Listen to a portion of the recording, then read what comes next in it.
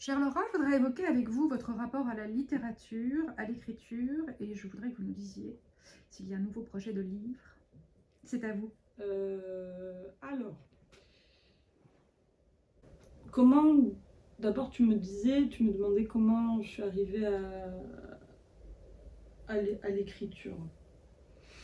Ça a été lent et il a fallu oser en fait, assumer ça.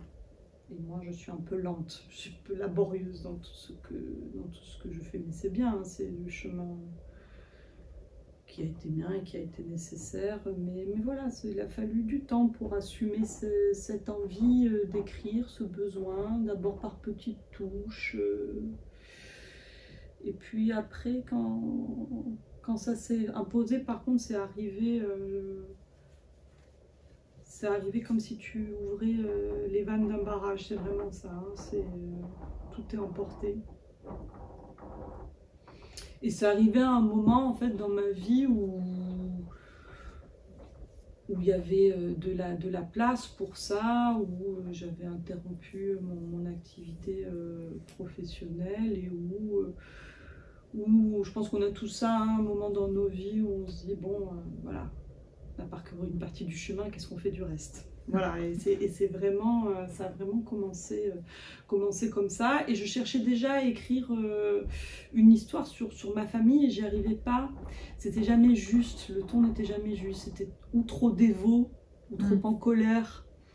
Et en remuant tout ce matériau comme ça d'images, de mémoire, avait ressurgi ce souvenir de Fatima, dont je parle dans mon premier roman en fait, et qui a été le point de départ, voilà, de cette écriture, cette recherche sur cette campagne fasciste en Éthiopie.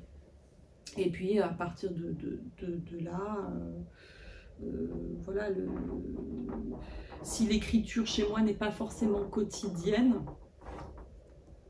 il y a toujours un coin de mon cerveau en tout cas qui réfléchit à l'histoire en cours.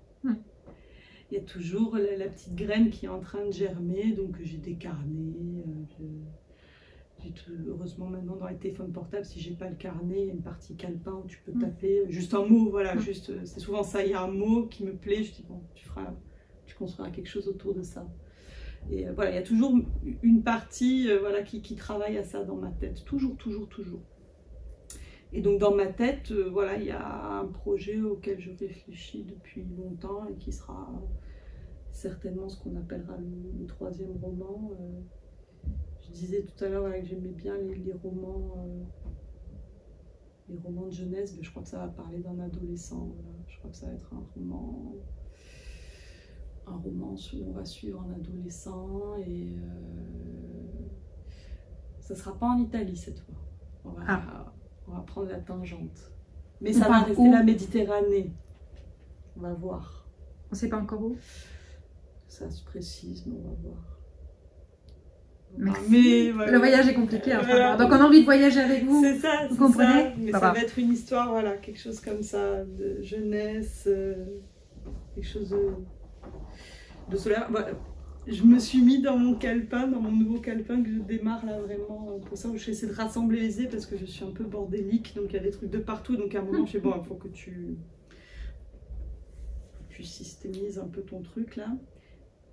Et je me suis mis en mots en haut, je me suis beau et féroce. C'est ça le cahier des charges. Voilà. Et ça va être certainement toujours pareil en fait. Des problèmes d'identité qui vont le travailler, ce petit-là. Merci beaucoup.